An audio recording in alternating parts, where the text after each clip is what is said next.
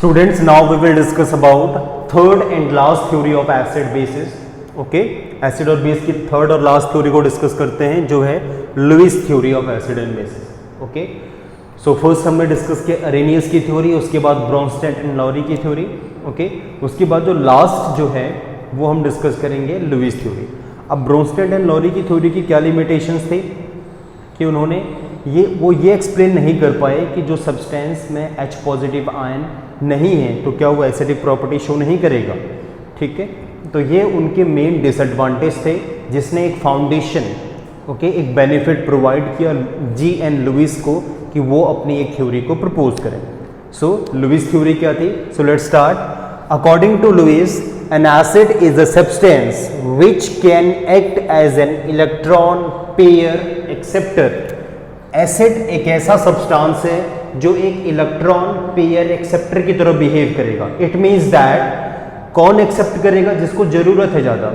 Okay, electron pair acceptor का मतलब एक ऐसा सब्सटेंस जिसको इलेक्ट्रॉन्स की नीड है, रिक्वायरमेंट है, तो वही एक as a electron pair acceptor behave करेगा और वही सब्सटेंस एसिड होगा.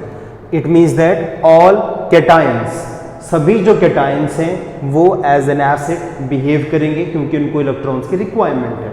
Well, let's see. Na positive, Al3 positive and K positive, these all act as an acid. Okay, अगर मैं यहाँ पे बात करूँ तो boron trifluoride BF3, boron trichloride and aluminium chloride, ये सभी अदर एग्जाम्पल्स हैं एसिड्स के.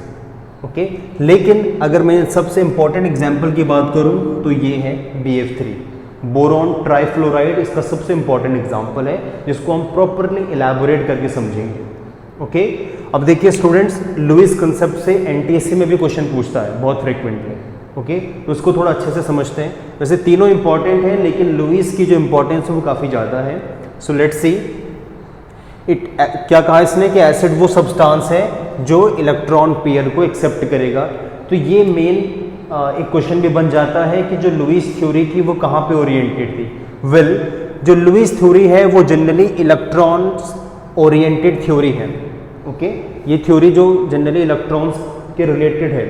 ओके, इलेक्ट्रॉन को संबंधित है, उससे रिलेशन बनाती है. और जबकि जो ब्रोंस्टेड एंड लॉरी की थ्योरी है वो प्रोटॉन ओरिएंटेड थ्योरी है.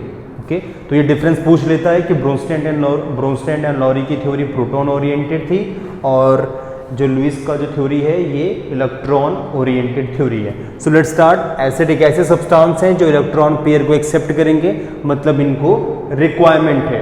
ओके, तो देखिए अगर मैं BF3 के केस को समझूं, बेरियम ट्राइफ्लोराइड के, तो यहाँ पे देखिए, यहाँ पे बोरॉन है. बोरॉन वी ऑल नोस कि एक मेटलॉइड है. ठीक है, पीरियोडिक टेबल के 13 ग्रुप में प्रेजेंट है. ओके, बोरॉन फैमिली, जिसका दूसरा मेंबर एल्यूमिनियम है. ठीक है, ओके, 13 ग्रुप का पहला मेंबर है बोरॉन. ठीक है, पहला एलिमेंट है, दूसरा एलिमेंट एल्यूमिनियम है. अब बोरॉन जो है वो एक मेटलॉइड है. इट मीन्स दैट मेटल और नॉन मेटल दोनों की प्रॉपर्टी शो करता है. ठीक है, लेकिन इस केस में जहाँ पे इसे एज अ मेटल बिहेव करना चाहिए था, ये गिव अप कर देता है और एज अ नॉन मेटल की तरह बिहेव करेगा. Let's see how. In this case, अब इसको ध्यान से देखिए. आप कहेंगे सर इसमें कैसे प्रोटॉन डेफिशिएंट है, कैसे ये प्रोटॉन को एक्सेप्ट करेगा? चलिए इसको एक्सप्लेन करते हैं. तो देखिए, बोरॉन और फ्लोरीन, अगर ये मेटलॉइड है और फ्लोरीन एक नॉन मेटल है तो इन दोनों के बीच में तो पहले आयोनिक बॉन्ड बनना चाहिए था, लेकिन ऐसा नहीं होगा. इनके बीच में कोवेलेंट बॉन्ड बनेगा. देखिए, अगर मैं बोरॉन का इलेक्ट्रॉनिक कन्फिग्रेशन करूँ तो ये होता है 2 और 3, क्योंकि 5 इसका एटॉमिक नंबर है. ठीक है, तो 3 इलेक्ट्रॉन इसके आउटर मोस्ट शेल में है और फ्लोरीन भी 3 इसके साथ कंबाइन हुए हैं. तो लेट्स सी, अगर मैं ध्यान से इसको देखूं तो बोरॉन, ठीक है, 1 इलेक्ट्रॉन इसके पास ऑलरेडी है. ठीक है, और फ्लोरीन के 1 इलेक्ट्रॉन. ठीक है, तो देखिए total 2 and here 2 and 2, total number of electrons 6. यहाँ पे टोटल कितने इलेक्ट्रॉन्स है? देखिए 6 इलेक्ट्रॉन है BF3 के पास. ठीक है, और जनरली रिक्वायरमेंट क्या है? उसको ऑक्टेट पूरा करना है, 8 स्टेबलनेस लेनी है, एक स्टेबल कंपाउंड बन रहा है, तो इसी वजह से ये स्विच होगा एज एन एसिड की तरह, मतलब ये बिहेव करेगा as a electron pair acceptor.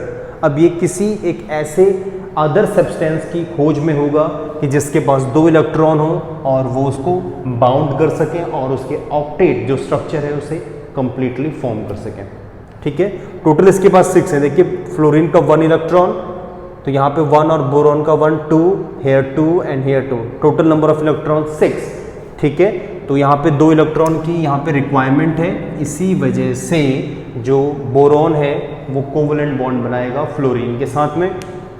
ठीक है, अब मैं इसको थोड़ा सा लेटर बाद में इसको एक्सप्लेन करते, तो यहाँ पे तो हमें समझ में आ गया कि BF3 में जो है वो कोवलेंट बॉन्ड है और वो एज अ एसिड बिहेव करेगा, लुईस एसिड जिसे हम कहेंगे लुईस एसिड, एसिड नहीं Lewis acid. Okay, well second base क्या है? A base is a substance which can act as an electron pair donor. ठीक है, बेस एक ऐसा सब्सटेंस है जो इलेक्ट्रॉन पेयर डोनर है। इट मीन्स दैट इनके पास ऑलरेडी इलेक्ट्रॉन्स होंगे, तभी अपने इलेक्ट्रॉन्स को डोनेट करेंगे, बिल्कुल करेंगे। तो देखिए क्लोरीन आयन, ठीक है, NO3 आयन, ठीक है, SO4 सल्फेट के आयन्स हैं और कुछ न्यूट्रल सब्सटेंस है जैसे वाटर और अमोनिया। ठीक है, ये भी as a electron pair donor की तरह बिहेव करेंगे। तो देखिए यहाँ पे सभी कैटायन जो हैं वो इलेक्ट्रॉन पेयर को एक्सेप्ट करेंगे और सभी एनायन इलेक्ट्रॉन पेयर को, जो एनायंस हैं, वो डोनेट करेंगे। तो लेट्स सी, ये तो सभी डोनेट करने वाले हैं। अगर मैं इसकी थोड़ा सा क्रोनोलॉजी को समझूं तो देखिए यहाँ पे HH, ठीक है, वी ऑल नोस कि ऑक्सीजन का एटॉमिक नंबर 6 होता है, तो 2 और 6 यहाँ पे कोवलेंट बॉन्ड बन गया। ठीक है, और ऑलरेडी इसके पास 2 इलेक्ट्रॉन रह जाते हैं, 2 यहाँ पे 2 यहाँ पे, मतलब 2 पेयर ऑफ लोन पेयर। मैंने पहले भी बताया आपको, जो इलेक्ट्रॉन शेयरिंग में पार्टिसिपेट करते हैं, covalent bond formation class 9 chapter number 3, ये हमने पढ़ा है कोवलेंट बॉन्ड। ठीक है, तो जो इलेक्ट्रॉन शेयरिंग में पार्टिसिपेट नहीं करते वो ऐसे ही रह जाते हैं, उन्हें हम कहते हैं लोन पेयर। ठीक है, तो यहाँ पे देखिए लोन पेयर के 2 पेयर प्रेजेंट है वाटर में, तो इसीलिए ये क्या करेगा, इनको डोनेट करेगा। कोई तो कहे कि इलेक्ट्रॉन दे दो और ये बिल्कुल उन्हें डोनेट कर देगा। Similarly in case of ammonia, ठीक है, अमोनिया की अगर हम बात करें तो यहाँ पे नाइट्रोजन के पास आउटर मोस्ट शेल में 5 इलेक्ट्रॉन होते हैं, बट 3 इलेक्ट्रॉन से ये हाइड्रोजन से बॉन्ड है, तो बचे 2 इलेक्ट्रॉन, मतलब a pair of lone pair.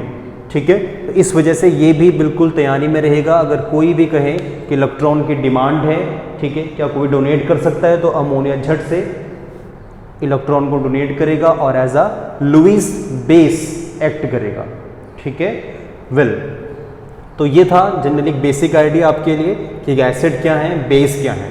ठीक है, अब हम बात करते हैं, थोड़ा सा इस रिएक्शन को क्लब करते हैं, मिलाते हैं दोनों को, एसिड और बेस को। ठीक है, तो देखिए एसिड बेस न्यूट्रलाइजेशन का मतलब क्या है कि the transfer of electron pair from a base to an acid. ठीक है, न्यूट्रलाइजेशन में क्या होगा कि बेस से एक इलेक्ट्रॉन पेयर ट्रांसफर होगा एसिड तक। चलिए अब इसको हम समझते हैं। एक बेस एक इलेक्ट्रॉन पेयर ट्रांसफर करेगा एक एसिड को। Let's see, for example ammonia को ही चूज कर लेते हैं। अमोनिया में एक पेयर है इलेक्ट्रॉन का, लोन पेयर। ठीक है, और ये किसके साथ एक्ट होगा, चलिए BF3, बोरॉन, फ्लोराइड, ट्राईफ्लोराइड को एग्जांपल में ले लेते हैं। ठीक है, फ्लोरीन, फ्लोरीन एंड फ्लोरीन, इसको 2 इलेक्ट्रॉन की रिक्वायरमेंट है जो मैंने बताया भी आपको। तो यहाँ से ये पेयर डोनेट होंगे। ठीक है, और यहाँ पे बॉन्ड बनेगा NH3,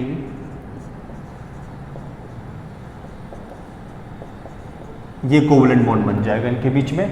ठीक है, यहाँ पे एक बेस ने इलेक्ट्रॉन पेयर डोनेट किए और एक एसिड ने एक्सेप्ट किए। ये फ्लोरीन, बोरॉन ट्राईफ्लोराइड था और अमोनिया ने इलेक्ट्रॉन को डोनेट किए, तो जो कंपाउंड बनेगा वो बनेगा ट्राईफ्लोरोअमाइनी बोरॉन। इसका नाम है ट्राईफ्लोरोअमाइनी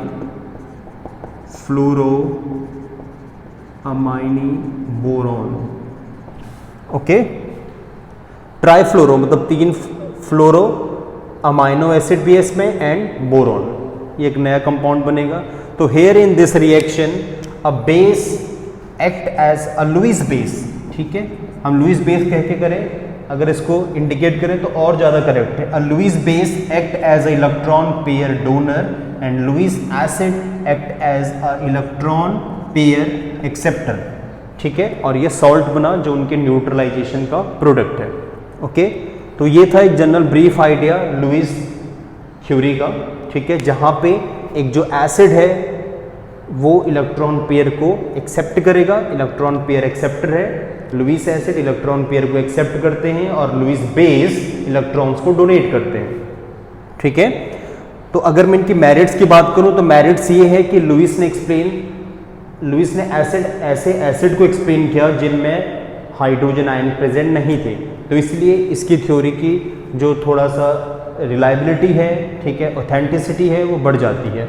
सिमिलरली लिमिटेशन की अगर बात की जाए तो जनरली एसिड बेस रिएक्शन बहुत ज़्यादा फास्ट होते हैं, but the formation of coordinate bond is slow process, क्योंकि इसमें कोऑर्डिनेट बॉन्ड बन रहा है तो ये प्रोसेस काफ़ी स्लो हो जाती है। ओके, तो ये पहला डिमेरिट्स है, ओके, लुईस बेस थ्योरी का, राइट। और जनरली इसने एसिड और बेस को उनके रिएक्टिविटी के बेसिस पे भी क्लासीफाई नहीं किया, ठीक है, तो ये सेकंड आप लिमिटेशन कह सकते हैं। तो here students, this is Lewis base theory. I hope you all have understand about this.